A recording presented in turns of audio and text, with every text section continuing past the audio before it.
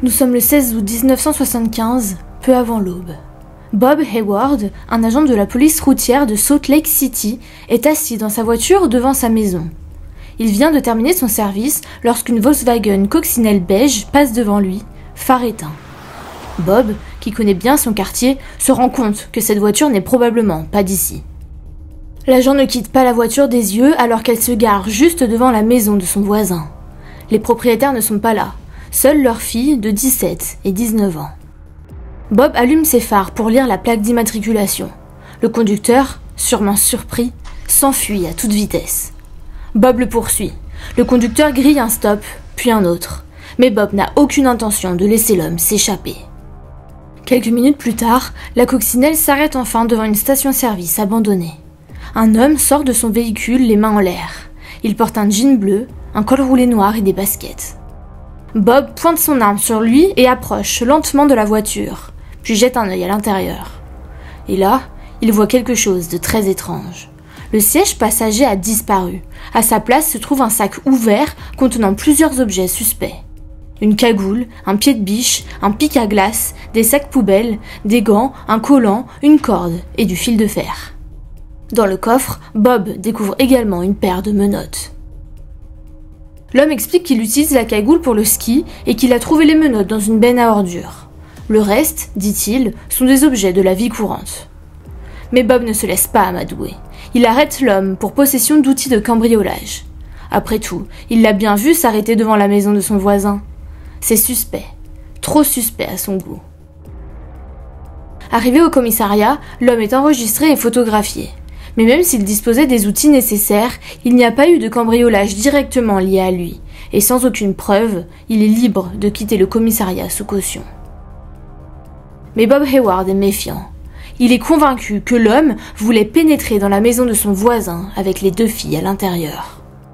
Ce n'est que bien plus tard que Bob se rendra compte que l'homme qu'il a arrêté cette nuit-là n'était autre que le tueur le plus célèbre d'Amérique, Ted Bundy. Et il en faudra encore beaucoup pour finalement l'attraper. Les années 70 et 80 sont l'ère des tueurs en série aux États-Unis.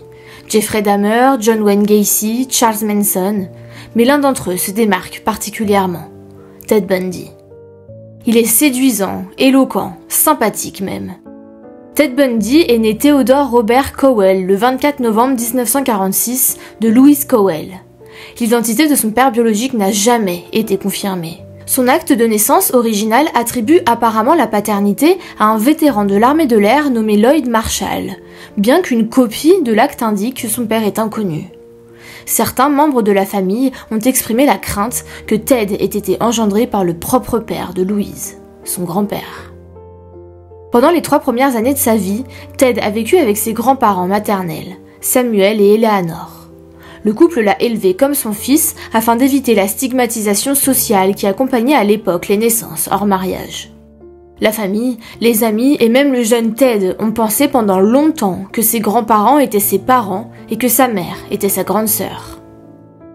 Dès l'âge de 3 ans, il fait des choses étranges. Un jour, quand sa tante dort, il dispose des couteaux de cuisine autour d'elle. Lorsqu'il joue dehors dans la forêt, il lui arrive souvent de démanteler des souris. Dans certaines interviews, Ted parle chaleureusement de ses grands-parents et dit qu'il s'identifie et respecte son grand-père. En 1987, cependant, lui et d'autres membres de la famille ont déclaré aux avocats que Samuel était une brute tyrannique qui battait sa femme et son chien, balançait les chats du voisinage par la queue et exprimait des attitudes racistes et xénophobes. À une occasion, il aurait jeté une de ses filles, Julia, dans les escaliers parce qu'elle avait trop dormi. Il parlait parfois à voix haute à des personnes invisibles et est entré au moins une fois dans une violente colère lorsque la question de la paternité de Ted a été soulevée. Mais ces descriptions des grands-parents de Ted ont été remises en question lors des enquêtes plus récentes. Certains habitants se souviennent de Samuel comme un homme bien et se disent déconcertés par les rapports faisant état de sa violence. Selon l'un des cousins de Ted, je cite, « La caractérisation selon laquelle Samuel était un alcoolique enragé et un agresseur d'animaux était une description commode utilisée pour que les gens justifient pourquoi Ted était comme il était. D'après le peu de contact que j'ai eu avec lui, rien n'est plus éloigné de la vérité. Ses filles l'aimaient beaucoup et n'avaient que de bons souvenirs de lui. » En 1951, Louise rencontre Johnny Bundy à l'église. Ils se marient la même année et Johnny adopte officiellement Ted, qui devient Ted Bundy. Ted est intelligent et beau, mais il est aussi très timide. C'est un solitaire qui est souvent victime de harcèlement à l'école, a parfois de graves accès de colère et ne s'intègre pas vraiment aux autres enfants de son âge. Et cela ne s'arrange pas avec le temps, car même pendant ses premières années à l'université, Ted manque d'assurance et n'a presque pas de vie sociale. Néanmoins, tout change quand il devient l'heureux propriétaire d'une Volkswagen beige de 1968. Cela lui donne un sentiment de liberté et d'indépendance. Au fil du temps, Ted Bundy construit le masque parfait. Il apparaît désormais comme un jeune homme confiant et charmant, diplômé en psychologie, qui commence à sortir avec des filles et fréquente la fac de droit. Le 1er février 1974, Ted enlève et perpétue son premier homicide documenté, celui de Linda Ann Healy. Et il ne s'arrêtera plus. Les victimes de Ted Bundy sont toujours de jolies jeunes femmes. Il les aborde dans des lieux publics, feignant une blessure ou un handicap et les attire vers sa voiture. Lorsque son charme et sa beauté convainquent la jeune femme qu'il ne représente aucune menace, il la frappe jusqu'à ce qu'elle perde connaissance. Chaque mois, de plus en plus de femmes disparaissent, d'abord à Washington, puis dans l'Utah. La population a peur, la police est désespérée. Pendant très longtemps, personne n'a eu la moindre idée de qui faisait tout cela, ni de comment le retrouver. Ted sait exactement comment ne laisser aucune trace. Et puis, à l'époque, les tests ADN ne sont pas encore inventés. Et même si les enquêteurs trouvaient quelque chose, les services de police de l'époque partageaient rarement des informations au-delà des frontières des États. Mais le 8 novembre 1974, Ted Bundy commet une erreur cruciale. Il laisse un témoin. Carole Daronche a 18 ans. Elle gare sa Camaro marron sur le parking d'un centre commercial. Carole est à la recherche de livres et se trouve juste devant la librairie Walden lorsqu'un homme s'approche d'elle. Il se présente comme étant l'officier Roseland du département de police de Murray. Il est poli et respectueux. Il lui apprend que quelqu'un a essayé de forcer sa voiture et lui demande s'il ne devrait pas vérifier s'il manque quelque chose. Elle accepte et les deux retournent sur le parking. Carole regarde dans sa Camaro, mais tout est là. Le policier lui dit que le suspect est au commissariat et qu'il serait bien qu'elle l'accompagne pour déposer une plainte. Carole sent une légère odeur d'alcool et commence à se sentir mal à l'aise. Mais l'officier lui montre un badge, alors elle accepte de l'accompagner. Il se dirige vers le véhicule de l'homme, mais ce n'est pas une voiture de police. C'est une coccinelle beige. Peut-être qu'il est sous couverture, pense Carole. Elle se sent un peu nerveuse, mais monte quand même dans le véhicule. Lorsqu'elle lui signale qu'il conduit sur une route qui ne mène pas au poste de police, il se gare immédiatement sur le côté, saisit Carole par le bras et la menotte avant de sortir une arme. Elle est terrifiée. Heureusement, elle se rend compte que ses menottes sont attachées au même poignet. Alors, courageusement, elle ouvre la portière et saute hors de la voiture. Ted la poursuit et sort un pied de biche. Il frappe la jeune femme, 1 fois, 2 fois, mais Carole lève les bras en signe de défense, luttant pour sa vie. Une autre voiture s'approche. Carole parvient à s'échapper et monte dans l'autre véhicule. Elle se rend directement à la police et dénonce l'homme qui s'est présenté comme l'officier Roseland et sa Volkswagen coccinelle beige. Les enquêteurs sont en émoi. Et puis, il y a cette femme qui n'arrête pas d'appeler le commissariat pour partager ses doutes quant à son petit ami depuis qu'elle a vu un portrait robot passer à la télé qui lui ressemblait trait pour trait. Lui aussi a une coccinelle beige. Le nom de Ted Bundy est finalement ajouté à la liste des suspects, mais à l'époque, aucune preuve médico-légale crédible ne permet de le relier au meurtre commis dans l'Utah. Mais les enquêteurs ne veulent pas lâcher cette piste. La traque commence et finalement, nous revenons à l'arrestation décrite en début de vidéo, le 16 août 1975. Mais faute de preuves incriminantes, il est relâché. Un coup dur pour les policiers. La police de Salt Lake City le place sous surveillance 24 heures sur 24. En septembre, Ted vend sa coccinelle Volkswagen à un adolescent, mais la police de l'Utah s'en saisit immédiatement. Les techniciens du FBI la démontent et la fouillent et trouvent des cheveux et des poils appartenant à 3 femmes différentes. Ted est arrêté et en octobre, les inspecteurs le font participer à une séance d'identification. 8 suspects au total se positionnent les uns à côté des autres, et lorsque Carol les voit, elle identifie immédiatement le faux policier Roseland. Le 1er mars 1976, Ted Bundy est condamné à 15 ans de prison pour la tentative d'enlèvement de Carol Daronche. L'enquête s'accélère et la police parvient à le relier à une autre affaire, celle de Karen Campbell, 23 ans. En juin 1977, Ted est transféré dans une prison du Colorado pour y être jugé à nouveau, cette fois-ci pour meurtre. Pour ce procès, il décide de se défendre lui-même devant le tribunal. Il est étudiant en droit après tout, et il a très confiance en lui. Pour cela, Ted reçoit de la part du juge un peu plus de liberté que les autres prisonniers. Une machine à écrire, un bureau, des appels téléphoniques illimités et sans écoute, et un accès à la bibliothèque juridique et au palais de justice. Là, il peut se déplacer librement, sans entrave ni menottes. Le 7 juin 1977, Ted est transporté au tribunal pour une audience préliminaire. Pendant une pause, il demande à visiter la bibliothèque juridique pour faire des recherches sur son affaire. Son gardien est dans le couloir, en train de fumer une cigarette. C'est une journée ensoleillée, le ciel est bleu et Ted Bundy saute d'une fenêtre du 2e étage, se blessant à la cheville droite en atterrissant. Il enlève sa première couche de vêtements, traverse immédiatement la rue, franchit une clôture et sprint jusqu'à une rivière. De là, il se dirige tout droit vers les montagnes. Ted a planifié son évasion pendant des semaines, reprenant encore et encore son itinéraire, enfilant une 2e couche de vêtements sous sa tenue d'audience, s'entraînant à se changer rapidement, se faisant couper les cheveux, se rasant la barbe. Une femme se précipite dans le palais de justice et informe un garde qu'elle a vu un homme sauter par l'une des fenêtres. L'alerte est lancée. Ted Bundy s'est échappé. La police met en place des barrages routiers, envoie des chiens de chasse dans les montagnes et demande aux habitants de verrouiller leurs portes. Les radios et les journaux ne tardent pas à couvrir l'évasion. 150 policiers sont désormais à la recherche d'un tueur en liberté. Ted, lui, erre dans les montagnes. Il n'a rien sur lui. Pas d'argent, pas de nourriture. Ses habits sont légers. Pendant 5 jours, il parcourt les collines en marchant. La cheville enflée et la nourriture qui s'épuise, il se retrouve à nouveau non loin de la ville d'Aspen. Sa seule chance de s'échapper est de trouver une voiture. Sur un terrain de golf, il tombe enfin sur une vieille Cadillac avec les clés à l'intérieur. Transi de froid, privé de sommeil et souffrant constamment de son entorse à la cheville, il prend la direction du centre-ville d'Aspen, où 2 policiers remarquent rapidement la voiture qui zigzague sur la route. Ils arrêtent le véhicule, pensant qu'il s'agit d'un conducteur ivre. Au lieu de cela, ils trouvent un Ted Bundy sobre, mais faible. Son nez est recouvert d'un pansement et il porte des lunettes, mais les policiers le reconnaissent facilement. Il est arrêté à seulement 2 pâtés de maison de l'endroit où il a sauté par la fenêtre.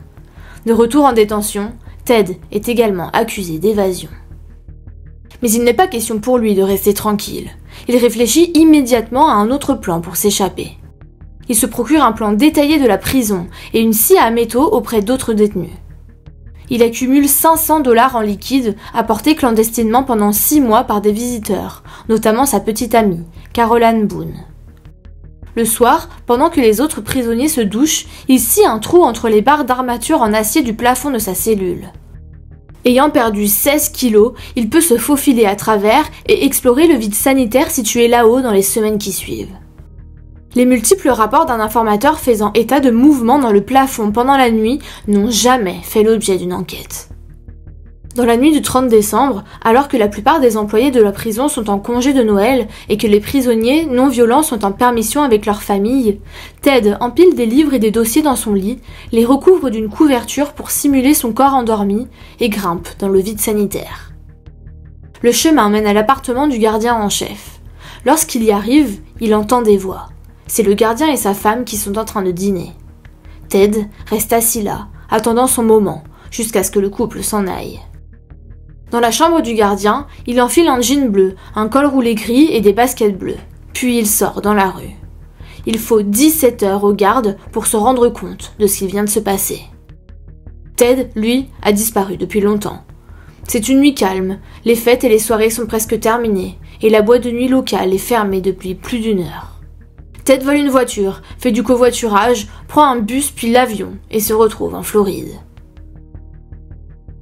Un soir, Nita Neary revient d'un rendez-vous avec son petit ami. Lorsqu'elle essaie d'entrer dans la maison de sa sororité, Chi Omega, elle remarque que la porte n'est pas verrouillée. Elle entre et découvre que les lumières sont toujours allumées. Quelques secondes plus tard, elle entend un grand boom venant de l'étage, suivi de bruits de pas. Abasourdie, elle voit un homme descendre les escaliers en trombe. Il tient une sorte de gourdin dans sa main. Il ouvre précipitamment la porte d'entrée et court dehors. 4 jeunes femmes ont été agressées. 2 d'entre elles mourront. Dans les semaines qui suivent, Ted Bundy tente d'enlever plusieurs femmes, mais échoue à chaque fois jusqu'à ce qu'il tombe sur Kimberly Leach, 12 ans. Ce jour-là, le 9 février 1978, Kimberly est à l'école à Lake City, en Floride. À la fin de son premier cours, elle se dépêche de retourner dans la salle commune pour récupérer son sac, puis reprend le chemin de sa classe sous une pluie battante. Mais elle n'arrivera jamais à destination. Cet après-midi-là, les parents de Kimberly s'inquiètent de ne pas la voir rentrer à la maison après l'école. Et lorsqu'ils apprennent que Kimberly a été absente presque toute la journée, leur inquiétude s'est transformée en peur. Ils appellent immédiatement la police pour signaler la disparition de leur fille. Leurs affirmations sont renforcées lorsqu'un témoin oculaire se présente au commissariat pour signaler qu'il a vu Kimberly se faire appeler par une voiture blanche à l'extérieur de l'école peu après 9h ce matin-là. Quelques instants plus tard, Kimberly avait disparu et la voiture roulait à grande vitesse dans la rue. Au moment de la disparition de Kimberly, les enquêteurs enquêtaient déjà sur l'attaque contre la sororité Chi Omega qui avait eu lieu 3 semaines auparavant à Tallahassee, ainsi que sur une tentative d'enlèvement. Le 8 février, la veille de la disparition de Kimberly, Leslie Parmenter, 14 ans, a été abordée par un homme à l'air nerveux au volant d'une camionnette Dodge blanche devant son école à Jacksonville, en Floride. Quelques instants plus tard, Danny, le frère de Leslie, s'est arrêté pour venir la chercher et l'homme est reparti rapidement. Leslie se méfie, tout comme son frère, et il note le numéro de la plaque d'immatriculation de la Dodge blanche. Leslie et Danny fournissent une description détaillée de l'homme et un portrait robot est établi.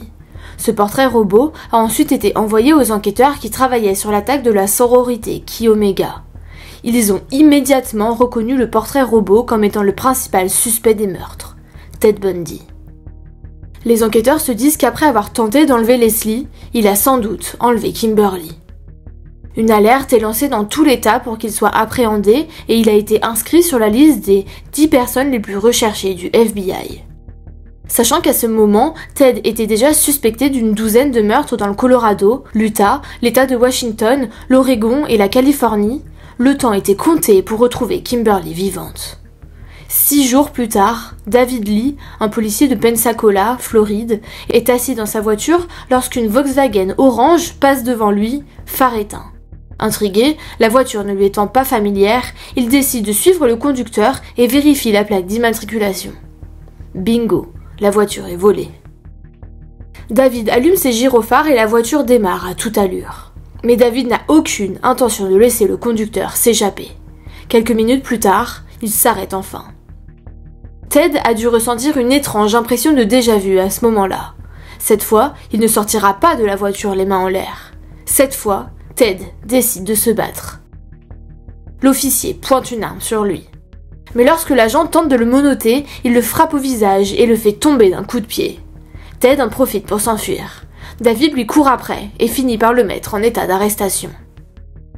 La traque du tueur le plus célèbre des États-Unis est enfin terminée.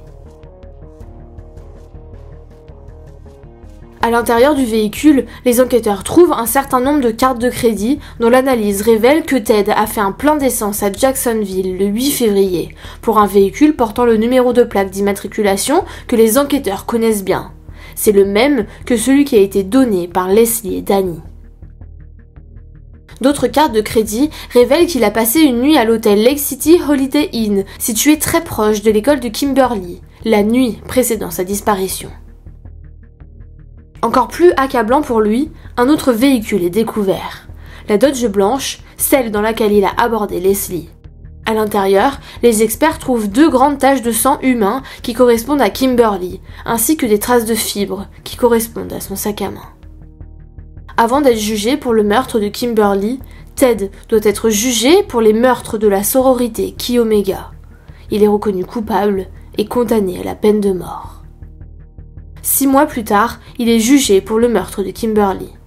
Une fois de plus, il est reconnu coupable et condamné à nouveau à la peine de mort. À propos de Kimberly, il explique qu'il était en fait à la recherche d'une maîtresse ou d'une mère déposant son enfant à l'école pour l'enlever et la tuer, mais qu'il a vu Kimberly seule. Quelques jours avant son exécution, Ted avoue un total de 36 meurtres commis entre 1974 et 1978. Lorsqu'on lui a demandé si ce nombre était exact, il a répondu de manière énigmatique. Ajoutez un autre chiffre. Les enquêteurs et les experts ayant travaillé sur son cas pensent qu'il y en a bien plus et que ses tout premiers meurtres ont eu lieu quand il avait à peine 14 ans, dans la ville où il a grandi.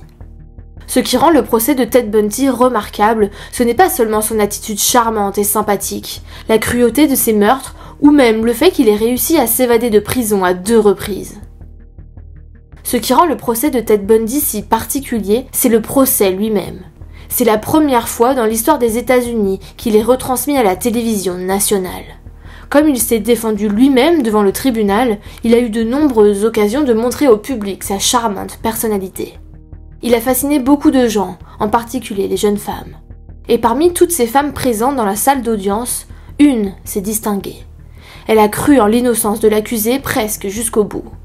Carol Ann Boone, la petite amie de Ted. Il l'a demandée en mariage pendant le procès.